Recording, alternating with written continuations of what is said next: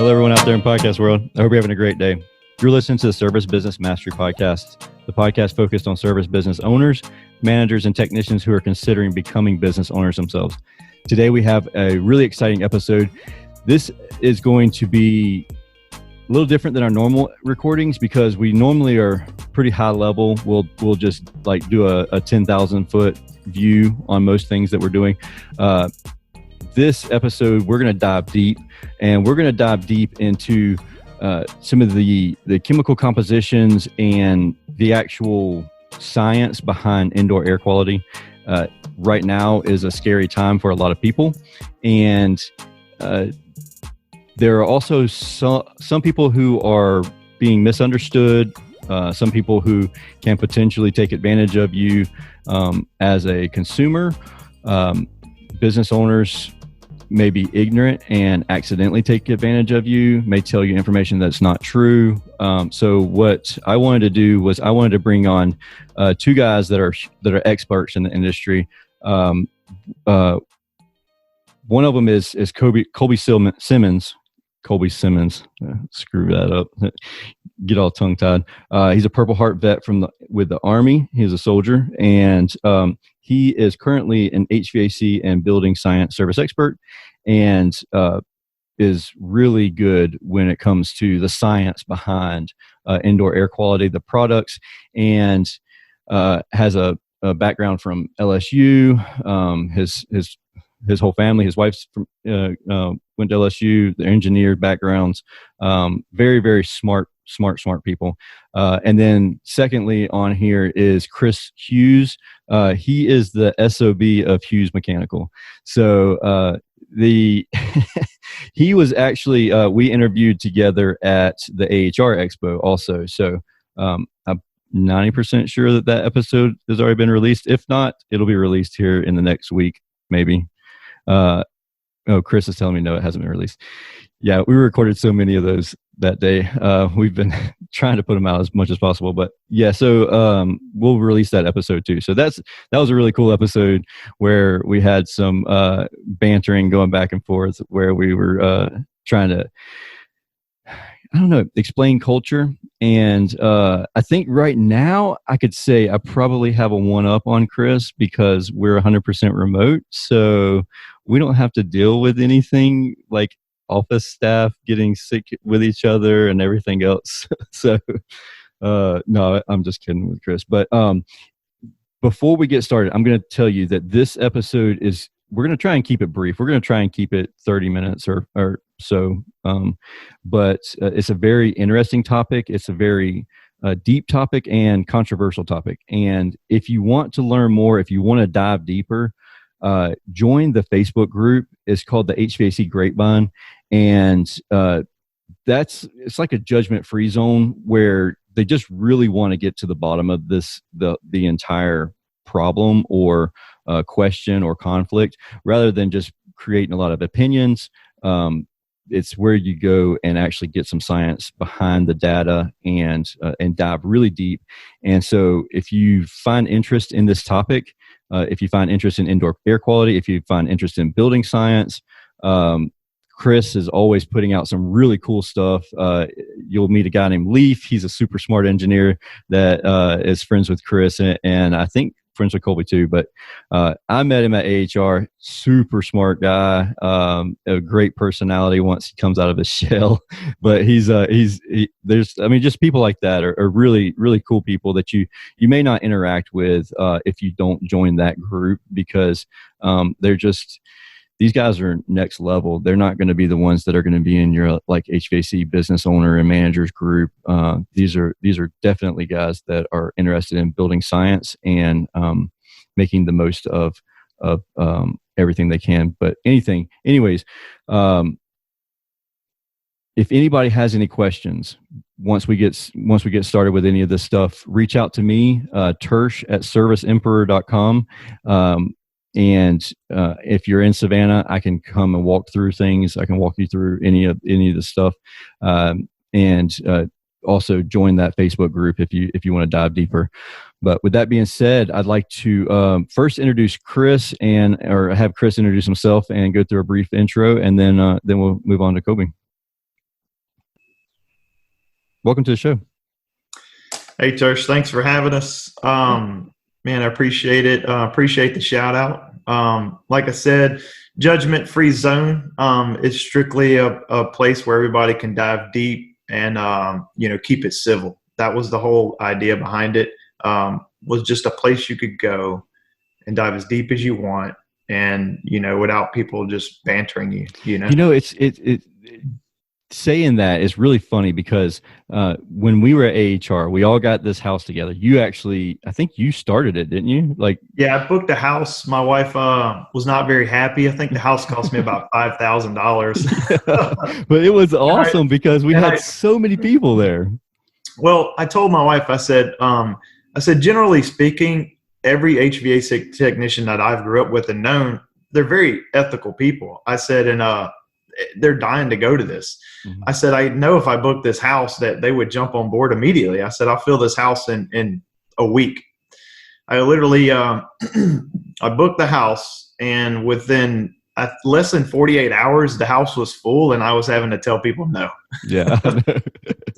I think Nate or somebody was like, "Hey, you want to stay in this house?" I was like, "Yeah." I don't know half the guys, but Nate Adams hooked me up pretty big. Nate was like, he spreaded the word. And man, people were just in there. They were like, "Oh, totally, I'm in." So big shout out to Nate Adams on that one. Yeah, but what I was getting at with the house is like each night when we get back from AHR, or we were at Brian Orr's the school, the symposium for the HVAC symposium. When we came back to the house afterwards, it was just like a huge mastermind group where we were just like bouncing ideas off each other till like 1 or 2 o'clock in the morning, which was freaking awesome. And it was like Bill Spohn, like Nate Adams, like Leaf was there. You were Michael there. J. House. Yeah, like, House was there. And like, me and House didn't go to sleep till probably 3 a.m. every night. Yeah. And it was really cool. But this group, the HVAC Grapevine, it is like all those guys are in there, and it's fun, man. Yeah, fun. It is. It was really cool because like as anybody that's listening to this show, watching this video, they know that I'm the business person, like I'm business minded, and to be surrounded by that group of people, that was really a next level experience for me. So I didn't mean to cut you off, but tell me about you and your background. Sorry, man. I'm actually big shout out to my father, who's actually paying me and Colby's salaries to get on the computer, and we're crashing his house right now, and his little Disney World clock is going off. There you go. So, shout out to Disney. I think they're shut down right now. So I guess about me, officially got into the trade right after high school, 03. So I'm about 17 years HVAC. Was mainly commercial, rode my dad's footsteps the whole way. That's what I've been doing. Learned from him. And as the guys that like Colby on here joined the team, it was so fun because our team is so diverse with such intelligent guys. They would question everything we did. Like we'd say, well, this is how it is. And they'd be like, is that how it should be? And they're like, because I've read online that should be done differently. So it was culture shock, like it was my opinion to everybody would be this. If you know a guy who you want to bring on board to like an HVAC company and he doesn't come from an HVAC background, but he's a smart guy and he loves to read and research and dive deep, bring that guy on immediately because he's going to change your game. And cool. And I have a bunch of guys who've done that. Sweet. So that kind of leads into Colby. So would you mind giving your background and a little bit about yourself? Yeah, not a problem at all. Colby Simmons, HVAC mechanic, technician, building specialist inside of Hughes Mechanical. So where to start on the diverse background? Everything from warehouse employee to, inside of the Army working on UAVs for 6 years. Mm-hmm. Went through, got out and did contractor work, doing 3G technology for biometric scanners. Oh wow! After that, came back to Louisiana again and went to LSU for another 3 years. Everything's going good through it, but thanks to the Purple Heart and everything else, traumatic brain injury and PTSD. As soon as I got into small groups with 19 and 20-year-olds, didn't work out so well. No, it couldn't do it. So me and the wife decided we were going to get out at that point. And as soon as Chris heard about it, he was like, "Yeah, man, come join up with us." I was like, "Dude, I don't do air conditioning work." He's like, "Yeah, but you know things." It's like, yeah, okay, like let's give it a go. Like let's do a couple of trial runs. And thanks to just a diverse background and everything else, like it's been fun. It's been interesting. It's been a good learning, and thanks to going through all the different chemistries and maths and sciences, like I understand a lot more of the science behind this stuff, which is pretty interesting. It is really cool because a lot of people, they don't they learn. It takes a long time to learn because they don't know why they're doing it. They're just doing it because they're being told, so they have to memorize the process. Whereas you understand the why behind it, so it I'm sure it makes things click a lot better. Yeah, being able to go through and whenever they're saying, "Oh, well, this is what your subheat and your supercool is," and just like, yeah, no, it's like, don't get those mixed up. If you're on the liquid line of suction, I'm like, yeah, no, it's pretty obvious on the liquid line. That's where your subcool is going to, like, I don't. Right. So that's always a fun thing to get into. So, like, just to kind of like, for example, because this was a fun one that recently happened. We were asked by a building that was a museum building that was relocated, and it was next level, man. They wanted to keep everything to perfect humidity, this, that, and the other, and because all these artifacts were in there. Oh, I remember you telling me about that. Yeah, and so I just literally, I don't know, I was intimidated, so I just passed it over to Colby, and I was like, "Hey, Colby, like, this has got your name all over it." And Colby's like, "Oh, okay." He's like, "I'll take it." And I mean, literally, Colby comes back to me in 24 hours. He goes, "Okay, here's what we can do." He gives me a total business plan on like a quote on how we could do it. And then I said, "Okay, what's the drawback?" He goes, "The one drawback I have that in certain scenarios, though, single pane windows could sweat." And I'm like, wow, I never would have thought about that. You know what I'm saying? It was just, I think you told me about that story at AHR. I didn't realize that was this Colby that you were talking about. Cool. Yeah. So it's good to meet you, Colby. It's a pleasure to be on, Tersh. I'm glad to be able to help out. And So I'm going to start off with a couple questions. I have a list of them here, and if we have time, we'll go through them. If we start to dive too deep, we may have to cut some of them off. But getting started, could you tell me, like, what exactly is a virus and how does it live? Let me get my background light back on. So a virus is essentially just a single-celled organism that requires to have a host in order for it to reproduce. Like, it can't live it can't reproduce unless it's inside of a host. Okay. So that's the very condensed version of this. A lot of times it'll have the protein coat that's on it, or it'll be lipid encapsulated with little protein offhangers to it that whenever it goes to, it actually makes contact with something that is, that it can actually inject itself into, it will do that. So that's how it can go through and replicate, whether it's through DNA sequencing or RNA sequencing and single strand versus double strand. Like, so that part matters. It's a single little thing that just hangs out, and it waits to be able to get in contact with something that it can reproduce with, whether that's inside of your lungs or inside of your eyes, your nose, wherever it is. So does that coating on it, does it go away whenever it's inside, once it gets inside the host? Like, if you breathe it in, does that protein shell, does that go away, or does that stay on it? So as soon as it goes through and ejects, so it just holds its RNA.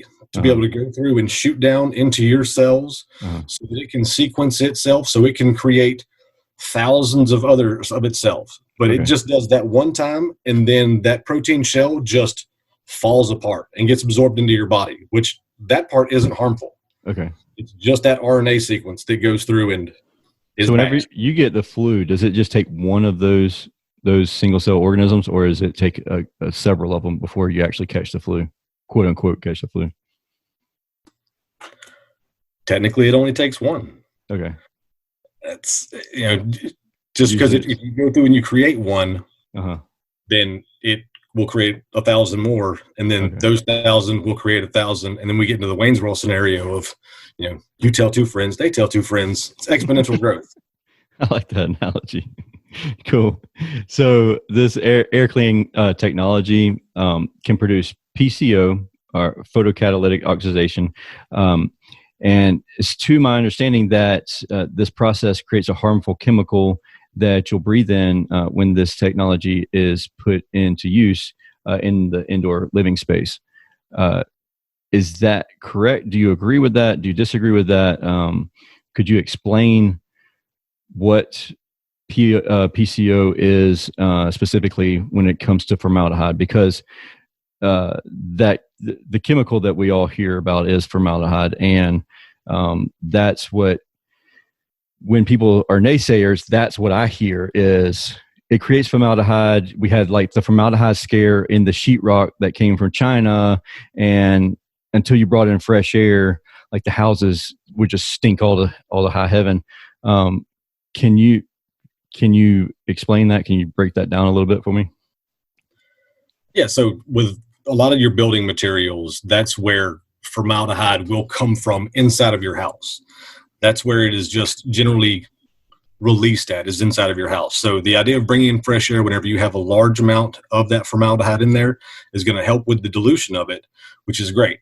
I would never tell you that you do not need to bring in fresh air unless you are next to Exxon, like some of us here are. Don't bring in fresh air here. Just clean that stuff and seal your stuff up tight, and maybe import fresh air from somewhere else. So but, as far as PCOs. Yeah, the PCOs, the photocatalytic oxidizers. So generally that's just going through, and you will have a UV lamp that is coated with some sort of a catalyst. That's the photocatalyst for it, is the coating on that UV light. Can you give an example of which ones that might be? Do you know right off the top of your head? I mean, it's not weird. I don't want to pick apart one brand, but I just want to be, so when people hear it and they can familiarize themselves with that style of piece of equipment. Yeah, no, and the ones that I know the most about is the one that I have in my house. It's my air scrubber. So I went through and I did the initial science behind it and saw that it was doing, it goes through, it creates small amounts of ozone. It goes through, it creates, these hydrogen peroxides. It creates this hydroxyls. It does all these fun things like, okay, well, yeah, let's put it inside the house. Let's give it a try. I've got a house that previously was owned by people that loved curry. Okay. Yeah. Cigarettes. So my house was, that smell. Yeah, it was inundated with my house. We had it painted, and it was still there inside of the house, as well as I've got a cat and a large dog, and my mother is very allergic to these things. So that was a real issue for me. So went through, got it put in, got it installed. And then I started to go through and dig into a little more of the research behind it. And as soon as I started to see some of these things get pointed out, I got a little scared also. I mean, I understand the things behind this. Whenever somebody says that it creates formaldehyde inside of your house, I get worried. Whenever I hear that, ozone is one of the top things that people test for as far as indoor pollutants, I get a little worried. I had a very small, less than a 1-year-old baby at this point. So I went through, unplugged it, spent about a week going through doing some research, plugged it back in. Like it's because ozone is obviously not good, and I mean in large quantities. I know of some people who have put ozone generators in their house, And like I would walk into the house and like almost instantly get a headache, and it was like, all right, I got to get out of here. And so whether science or not, like I had like personal experience, I know that the ozone affected me adversely. So when something like this says it generates ozone, like how do you measure what is good and what's bad, a safe amount of ozone, and when it's acceptable to have ozone in the house? So generally, whenever you're looking at ozone, if you have somebody that can go through and do your IAQ for you and pull all the measurements for it, you're looking for less than 100 parts per billion of this. That's generally what OSHA considers to be, I think it's their 8-hour safety time. Okay. So, but if you get to that level, that's safe for 8 hours. You're going to be in there for a whole lot longer. That's why I don't like to have ozone generators inside of rooms that are going to be occupied within the next hour after you turn them off. Okay. Also, the things that's going to go through and so creating the ozone is one thing, but then its actual degradation rate is going to be different depending on if you have carpet in your rooms, if you have furniture, if there's going to be kids inside the room. Ozone is most frequently picked up between the ages, I think, of 10 and 15, and primarily amongst women. Yeah, like I did hear that. I did. Their lungs the most for it. You know, it can cause all sorts of different issues for it. And some people are allergic to ozone. If you have headaches with that, you might be one of the people that are more susceptible to that. It might be one of those things, which is a thing that you would now be able to know. Hey, if I'm going to go through and get an air scrubber or something like that, make sure I get one that does not generate ozone, which is something that I would generally just go through and suggest for people that do have smaller houses, that don't have carpet, that don't have a large amount of furniture, that don't have high ceilings, that don't have these things what are considered to be the ozone sinks, which is just where they kind of just get absorbed into. Okay, so if they have hardwood floors and a smaller house, and then just a standard 8-foot ceilings, then you would say let's stay away from anything that would generate even a small amount of ozone. It sounds like you're saying ozone is not safe in a tiny home. Oh yeah, good point. So if you have a tiny home, or if you're part of this tiny home project stuff that's going on, you would want to stay away from this product? I would stay away from this product unless you were able to go through and put in controls so that it would only activate during times that you had that house unoccupied. Okay. Which is doable, but if you don't know what you're doing, like if you're just buying one off the shelf and throwing it in, it's not going to have those relays and stuff set up in place already. Correct. And that's all part of it. Is if the homeowner is going to go through and put these things in there, do all of your research. If you're going to go through and contact a credible, like a well-established HVAC company, then they should ask you questions before you go through and get this installed. If you say, hey, I want to get an air scrubber installed, and they're like, Roger that, it's going to be right, whatever amount $1,500 and we'll be there tomorrow. It's like hold on. It should say, well, let's start off with, do you have any allergies that you're trying to mitigate, to deal with? Like, what are the things? Because there are certain things that ozone will go through and do, because air scrubber does have one that creates ozone, one that does not create ozone. As a matter of fact, the one that does not create ozone actually eliminates more ozone inside of your house. Okay. So if you're very worried about ozone creation, you have those smaller houses, then that secondary one will benefit you even more. Oh, okay. Colby, why would you even want to have an ozone generating device in your house, period? Why, if the other cleaning agents that get created from the catalyst and everything, the PCO device and all that, what's the point in even dealing with ozone and even having that worry?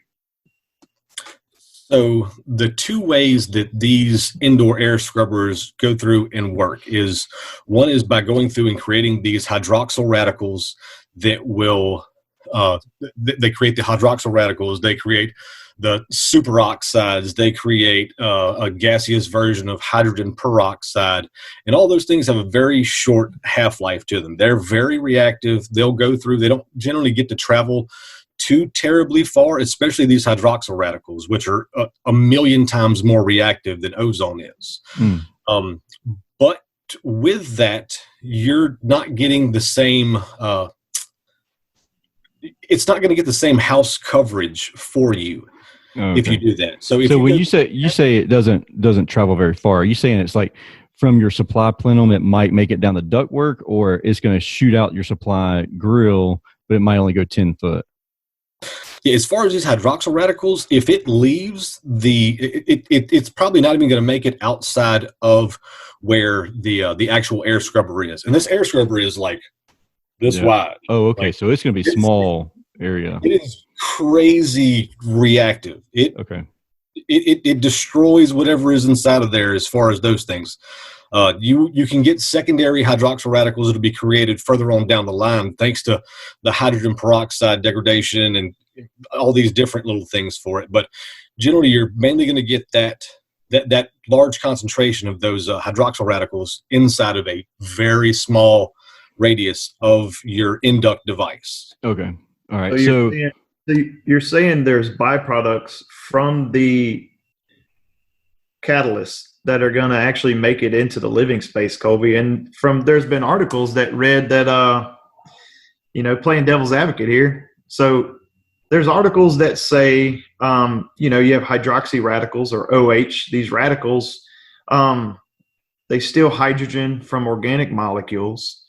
And these molecules, that you have these empty organic molecules that want to react with other things, right? And so it runs into an issue where you're playing with crazy chemical reactions, right? Do we have, how can we prove if these byproducts are going to be safe? What's to keep these byproducts from becoming in your lungs instead of the surface? And how dangerous is that going to be in my house? Well, let me get back to the hydroxyl radical creation versus the ozone creation, because we still haven't said why you might want to have that ozone creation. We're going to come back to this again, I promise you. But I didn't want to just gloss over why would you get the ozone, because because I've got the one that creates ozone and I like it because ozone's going to go through and it's going to get you a much better travel time to be able to go through and help deodorize these larger molecules quicker for you. That's the primary thing that I have with those. I also enjoy technically the smell for it. I mean, it smells nice. It gives off like a almost a bleachy smell, or like a kind of clean house smell sort of thing. Yeah, and going through the military, the only way that anybody ever thought something was clean was if it smelled like bleach. Right, absolutely. So, yeah. So, well, what about formaldehyde? I mean, that was part of the original question. Like, that's a byproduct I'm concerned with. Like, if we have formaldehyde as a byproduct, how is that safe? So the thing is that the formaldehyde can become a byproduct if you're, and this is all going to depend on the type of photocatalytic coating that you have on that UV light. So a lot of times they'll have these tiny nanomolecules of titanium dioxide.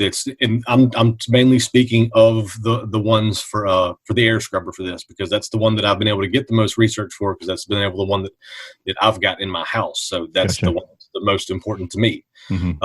But it will go through, and as long as you're going through a good servicing for it, as long as you're going to go through and change out that bulb on a regular basis. I don't mean a regular basis like every 3 months you have to buy another $200 bulb. I'm saying that you should go through and be able to replace this every 1 to 2 years. I noticed that mine was out whenever we started having this discussion, just strictly because of I walked into my house and I was just like, it's been a while since I've smelled like the litter box and my dog. And yeah, now you're picking it up. And it's just like, my wife's eyes have been a little watery, like she's been sneezing a little more. I can't breathe out of this nostril most of the time, or it switches over. And it was like, oh, so I went up there and I saw that my because that photocatalyst, the light, once it gets to a point, it'll somewhat just shut itself off. Okay. Because I went up there and I've got the power plugged in and everything else for it, but but my indicator was showing me that it was off. So I unplugged it, plugged it back in. It took me about 30 seconds and it shut back off again. So I'm assuming it does have a safety feature that was built into it, that it's just not going through, but it's reached the end of its life cycle for it. So I need to get that thing replaced. Gotcha. Yeah. So I can go through and start breathing again, having, my fruit last a little bit longer on the, out in the kitchen. So it's safe. I mean, so that the formaldehyde and the ozone is safe. I mean, how do we know that the formaldehyde part of it? Yeah. So the formaldehyde is whenever you have that actual coating for it. Whenever the catalysts for that and the little nucleation points for that get filled up, or you don't have a long enough dwell time for it, then as it moves toluene across it, it's going to partially break down, and it's going to form a formaldehyde, a benzyl alcohol, and a couple of different things. Okay. If it does not have this place for it to have proper dwell time for. And because of how the air scrubber is set up, it is set up so that it has a very laminar flow across it. So it doesn't just go through and have it to where just turbulent air can come through, just like touch it for a second and then be off of it. Mm-hmm. It actually has a fair amount of dwell time that it goes through and reacts with it. And then once again, like whenever it seems like it was starting to have an issue, starting to fill up, it kind of, I say fill up, it's not going to recognize that it fills up, but it's going to go through and it's going to wind up shutting itself off whenever it's time to change that bulb. So in regular, whenever it's actually working and working properly, it will actually decrease the formaldehyde inside of your house. Let's see where. So this product here, so if it doesn't spend enough time on the product, then it can create formaldehyde? Is that what you're saying? If it doesn't spend enough time on it and there is not enough of that catalytic surface for it to adhere to, then it will go through and wind up creating that. Okay, and so what happens if, like, it's at the end of its cycle? Is that I'm wondering if that is how it decides when to shut off, when it becomes to where it could be unsafe, and could one potentially run long enough to where it becomes toxic? It's a great part to go through. So the thing we're going to talk about with the toxicity of formaldehyde now, just because we're saying that you get formaldehyde, it's dangerous. It's the end of the world. Everybody's dead. Mm-hmm. Nothing is going to be that bad for you. Don't get me wrong. Formaldehyde's not good for you. Nobody's ever going to say, hey, you need more formaldehyde in your life. But you can go through and start off by, so we'll look through all that real quick. I've read recently, Colby, that like formaldehyde is in soap and laundry detergent. So I found that kind of interesting that we have some formaldehyde in our basic home products that we use every day. But is that formaldehyde in a liquid state, so you don't quite have to worry as bad as it could be in a gaseous state? Or, I feel like... Well, what if your mom makes you eat your soap because you said a bad word? Yeah. Yeah. So most of my studies have been on the actual the gaseous version, as far as like the inhalation properties of the formaldehyde, formic acid, things like that. So we're looking at about 0.1 parts per million. You're getting into people that can go through and start to have irritated eyes. At about 0.75, that's what 0.75 parts per million, they consider that to be permissible. And at 0.016 is what they recommend. And who is that, Colby, that gives you those recommendations? From the NISTHA people, the Wikipedia says it. Okay. Yeah. Okay. You can always trust Wikipedia. Yeah, right. Yeah. No, but also one of the good things about formaldehyde is that it has a very pungent odor. And you can begin to smell that, but at concentrations of 0.5 to 1 part per million. So as soon as you start to smell it, then you're going to start to be inside of that zone. Now, whenever you have danger levels, and this is not levels where it's, it's lethal doses. This is just whenever you need to have issues and you need to stop and you need to get whatever it is resolved, is at 20 parts per million.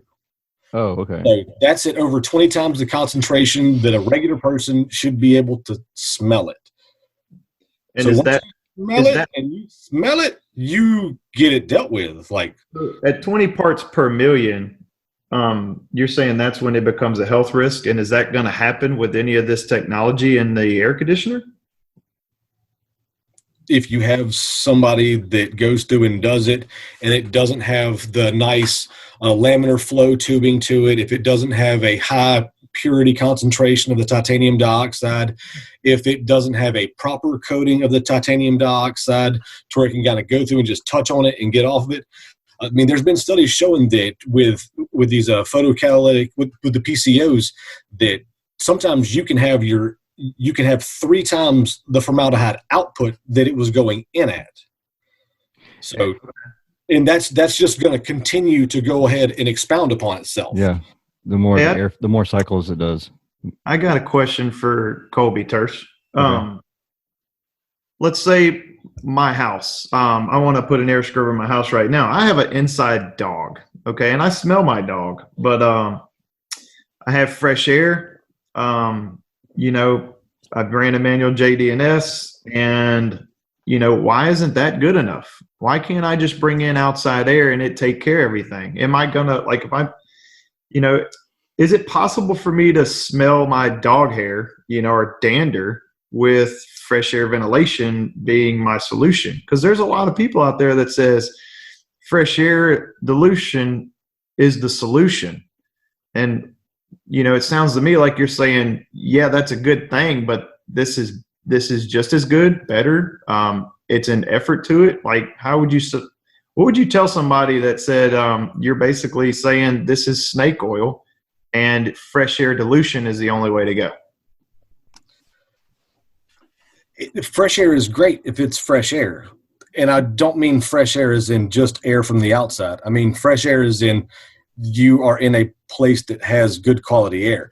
If you're in a 5-mile radius of certain plants that are close by here, your fresh air may just be quote unquote fresh air and not fresh air. So it would still be nice to be able to go through and bring some of that in just so you have that positive indoor pressure. And so it'll go through, and then the amount of chemicals that you do build up in your house will kind of be pushed out of there. It's good to get that extra bit of dilution to it, but it would be like if you went through and you had, you've got bleach in your tub.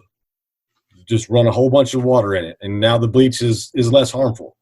But what if you just put a spoonful of this in there and then the bleach got turned into just regular salt? Like, you can do both. You can do everything. How does that happen? For people who don't understand the chemical properties of bleach, what did you just say? Just going through and just saying that you can dilute something to the point where it is outside of your parts per million. Mm-hmm. That is 100% true. Or you can also go through and remove those things so it is below the acceptable rates of the parts per million. Either one of those is going to work for you. It's very difficult inside of. All right, we'll get back to your dog part for this. All right, so if you're wanting to get rid of the smell of your dog, then this will get rid of the smell of your dog in your house.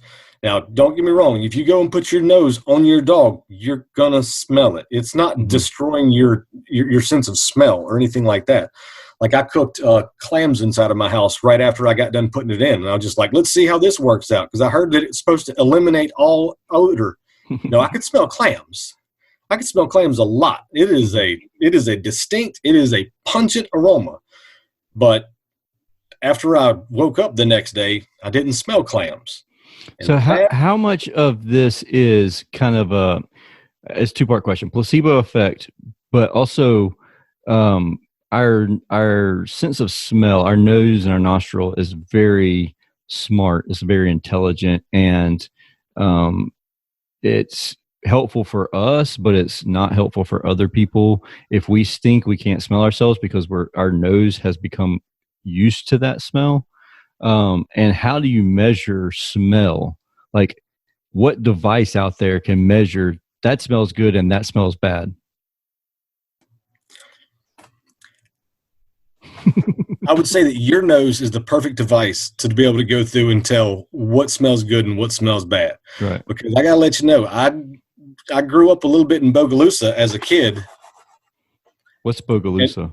Bogalusa is in Washington Parish, Louisiana, and the only thing inside of that town was Glenn's Po' Boys and a paper mill. And you could, as soon as you got within about 5 miles of Bogalusa, that paper mill smell just punches you in the mouth. Right. But I kind of grew up in that. So whenever I got close, I was like, oh yeah, I'm getting close to being home. This is a wonderful smell to me. Right. But once you're there for a little while, your body gets used to it, right? So you don't notice the same smell. Yeah, it'll definitely go away on you just because you get that nose blindness. Yeah.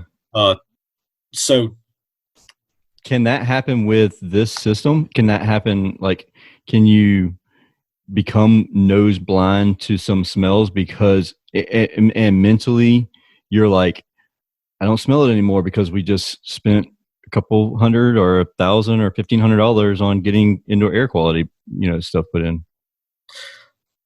Yeah, so you will partially get to the point where you might get a little bit nose blind to the smell of ozone if you get the one that creates ozone or not. Yeah. But as far as everything else, you're now in a state of like an absence. You're in almost an isolation chamber of smells.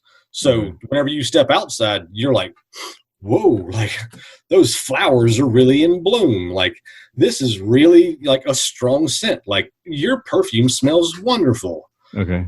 But it's you're being in a little bit of an isolation chamber because that ozone will be the ozone and the other particles that are created from there will go through and help destroy those aromatic rings, and it'll be able to cut down on those. Now it will do the aromatic rings. So that's whenever a lot of the smell's from. So if you have formaldehyde in the air, this will not kill that smell. So that's important to know, is that you're not going to have the ozone that's going to wind up going through and create and being able to destroy this scent for that. Like you pick up on the formaldehyde chemical composition of it. It's not because it's an aromatic ring, which ozone will destroy. Uh-huh. So until the formaldehyde is destroyed, you'll still smell it. Yeah, regardless of what sort of now, if you go through and you have a whole bunch of aerosol cans that are going through and spraying these false scents, yeah, then you may wind up not being able to notice that. Yeah. But that's one of the things, again, with having these creators, that you shouldn't really be needing to go through and put all fragrances into your air now. Mm-hmm. First of all, a lot of those fragrances that you're putting off into there is going to be in the form of these aromatic, these rings that'll get broken down to like toluene that can form the actual formaldehyde. Oh, okay. Gotcha. Wow. Good to know. So we only have time for one more question. Do you want to ask it, Chris, or? Yeah. Okay. I want to, let me pick out my best one. I think to conclude, like with everybody's big concern is byproducts, and I hate to beat that dead horse, but I feel like that is where the snake oil conversation keeps coming from, right? They're scared of it. I don't. After what we've talked about, I would say we've kind of proven that the technology works, but it's the fear of what it does if it doesn't work properly. So are there products out there that are inferior?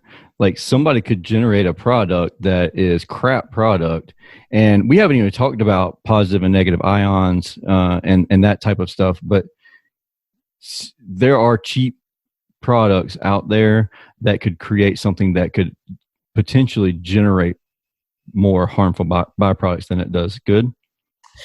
So I would say whenever you're dealing with these PCOs and you're dealing with ozone generators, the biggest concern that you're going to have is finding don't try to get one off of Craigslist. If you have an in-room ozone generator, don't be inside of the room whenever it's going through and doing this. If it's inside of your ductwork, that's going to be way better, especially if it's going to have a small amount that's going to be able to go through and get generated. Get a reputable one. Like I've done my research on the one for air scrubber. That's the reason that's been the one that I've bbeen going through and naming for this. I'm not going to get paid by them. They're not going to give me a replacement bulb. Well, maybe they will. Hopefully they will. But I want to. So if what you're saying, Colby, we talked about this and I found this interesting. And I thought this was an interesting statement, but you said too much of anything is a bad thing, right? So let's say it's not formaldehyde. It's just straight oxygen. If you were to fill a room with lots of oxygen, is that going to be harmful? Well, yeah, as soon as you cross a certain threshold with oxygen, it just becomes toxic to the body for extended durations of time.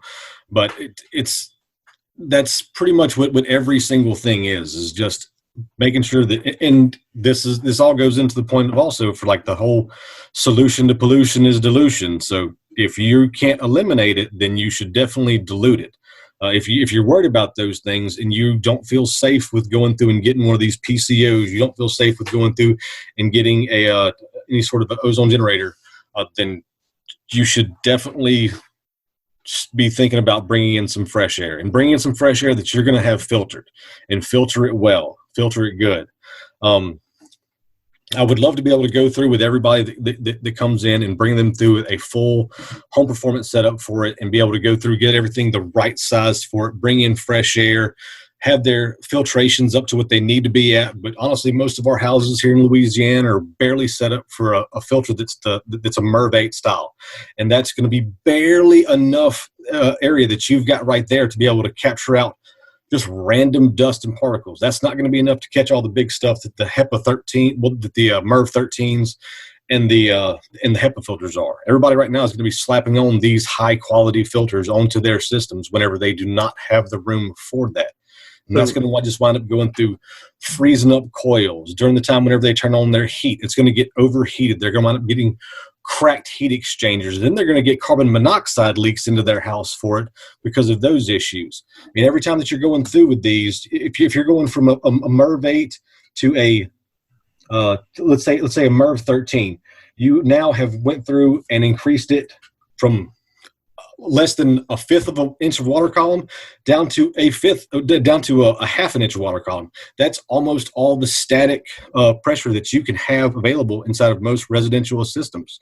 So if you go through and you're going to go through and every time that you double the size of your filter, then that's whenever you can go through and cut this down in half. So you're going to have what?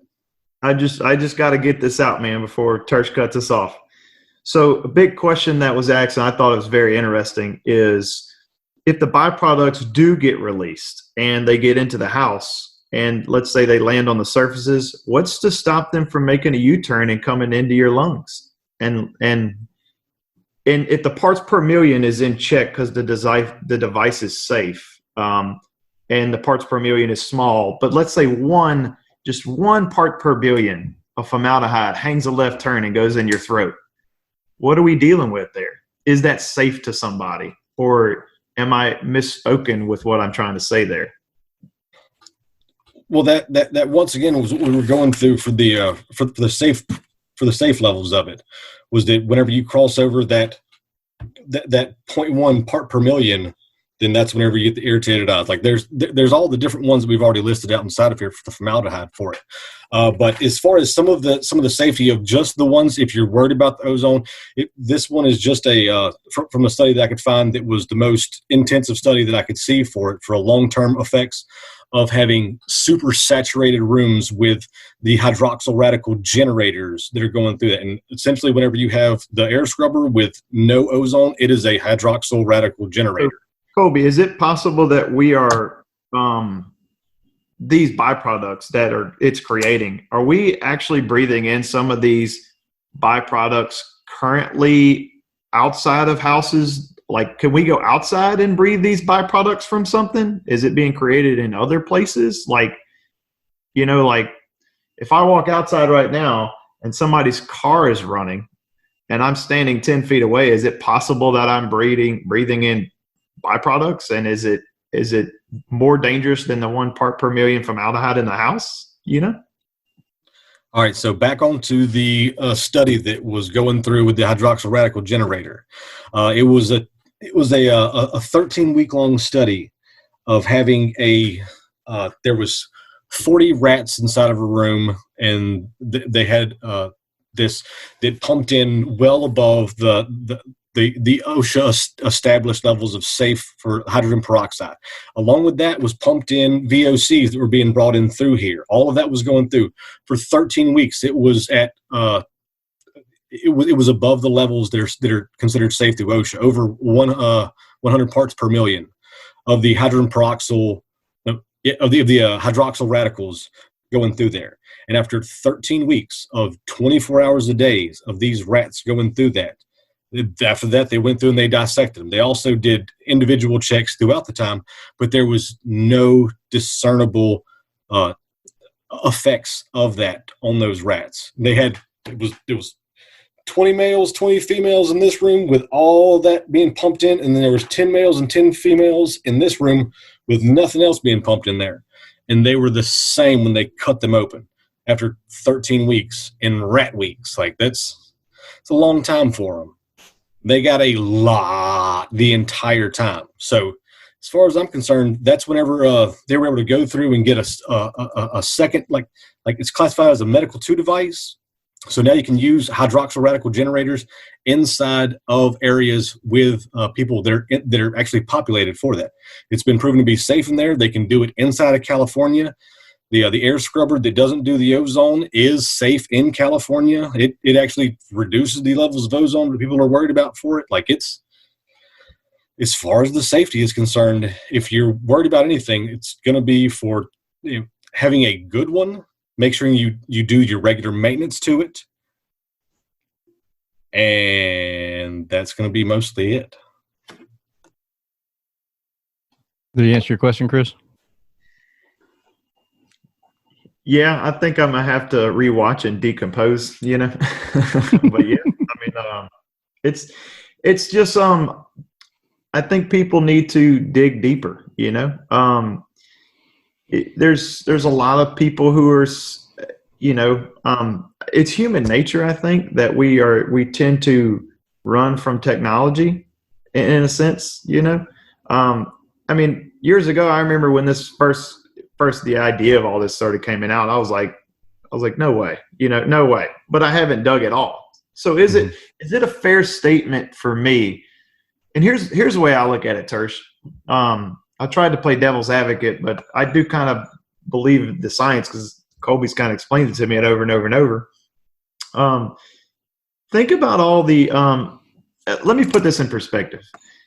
You have, let's say, chemical engineers, biochemists, all these people, and they work hours and hours and hours and hours and many, many nights and days and weekends and probably spend their life trying to bring this technology to the world for the good. Mm-hmm. Who are we, I guess I should say, as technicians to say snake oil?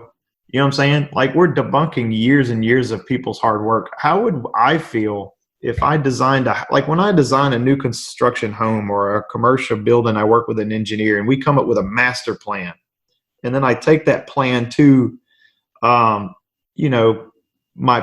peers or something. And I say, hey, look at this. And they're like, I don't want to look at that. That's nowhere near right. But I've spent hours and days and weeks on it, just thinking that I just wanted to do something great. It would be a shock, right? Straight to the heart. And I feel like we owe it to the science community, people who are trying to do something good. Mm-hmm. Isn't it right that we should at least hear them all the way out before we make up our minds? And that was the whole point. Is like, look, if it's bad, it's bad. And let's find out if it's bad. And if it's bad, we don't do it. But right. Let's not say it's bad until we know everything as much as we can. Right? Yeah. I agree. Going along with that, I do think that, we do have a right to be able to go through and to look at these things and then to be able to second guess and question everybody else. Like if I'm the consumer for this, if I'm the technician, first of all, I'm going to be worried if I'm the consumer about my health, my children's health, the safety, like that's my home. That's my safe spot. Like if I'm bringing something in here that's going to wind up pumping some chemicals in, like I want to know what those things are. Like I don't like to buy essential oils because I think that they're kind of just goofy. I mean, they smell great, but I don't care for them. And this all kind of goes into the whole thing of like, do you believe in this product? Because the placebo effect happens both ways. Whether Good point. Yeah. So if you're going through and you're thinking, man, I think I got, everybody's got that relative like, I'm pretty sure I got, like the cancer in my neck. And it's like, what are you talking? You got the cancer in your neck? Well, I got an ache in here. And then all of a sudden that becomes the worst thing that they've ever had in their entire life. If you feel that if you put this inside of your house, that it's going to hurt you, if you put it in there, then it's not going to hurt you, but you're going to hurt yourself. You wind up having worse health because of it. If you go in there and you watch this and you see it and you believe it and you think of it and you actually believe in it, then put it in your house and go through, and then you will get extra added benefits from the placebo effect. Yeah, I mean, I guess what you're saying is it's real. Kind of relates back to stress management, right? If you stress yourself out, you'll make yourself physically sick. If you're not stressed out, you will hopefully not be physically sick. But stress can definitely knock you down, Yeah. I mean, every owner could probably relate to that. Oh, yeah. Yeah, absolutely. Cool, guys. Well, thank y'all so much for coming on the show, and thank you for sharing knowledge, and everybody that's listening or watching this episode. Don't forget to check out the Facebook group because the things that we discussed here, it's a just kind of scratching the surface of kind of what goes on in those groups, in that group, and I challenge you, if you find interest in this, you would find a lot of interest in that group. And it's the HVAC Grapevine on Facebook. Just request to join, and Chris or somebody, one of the admins will allow you to come in the group. But thank y'all again. Thank you, Colby and Chris, both for coming on the show. And until next time. You're listening to the Service Business Mastery Podcast, and it's the podcast for service business owners, managers, and technicians who are considering becoming business owners. Our goal with the podcast is to answer the unasked questions, and sometimes that unasked question is indoor air quality safe? And I hope that we helped you a little bit with this episode. If nothing else, more questions, the right questions to ask for the next time you have a conversation. But don't hesitate to reach out to me, Tersh, Tersh, at serviceemperor.com is my personal email address, or reach out to these guys. They're both in the Facebook group, and they'd be more than happy to explain as much as possible. And if nothing else, send you in the right direction so you can do some research yourself also. But until next time, I hope you'll have a wonderful day, and we'll talk again soon on the Service Business Mastery Podcast. What's up? So one of the questions that I most often get from audience members like yourself is more information about how to learn more about running a business, just in general, the education side of things when it comes to the business world, the service business world. And I'm super excited to be able to share with you the opportunity to go to this awesome event in Las Vegas. If you are ready to take your contracting business to the next level, you got to attend this event. It's called EGIA Contractors University. It's their annual event. It's called Epic 2021. And it's one of the most highly anticipated educational events of the year for home service industry. Epic 2021 will take place over October 28th through 29th at Paris, Las Vegas. If you've never been, which I'm one of them, I'm super excited to go there. And I hear that it's amazing. Just this venue alone is really awesome. So the event is actually going to feature celebrity keynote speakers such as Damon John of Shark Tank, John Taffer of Bar Rescue, I'm sure you've seen the show, at least the previews of it, so you know who these guys are. And then also Captain Sully Sullenberger, he's the airline pilot from The Miracle on the Hudson, which was a really cool movie. If you haven't seen that, check it out. There'll be breakout sessions that are delivered by legendary industry experts, access to best-in-class product and service providers, dynamic networking opportunities, and an unforgettable evening party. You can even come and hang out with us on Media Row as we record Service Business Mastery Live.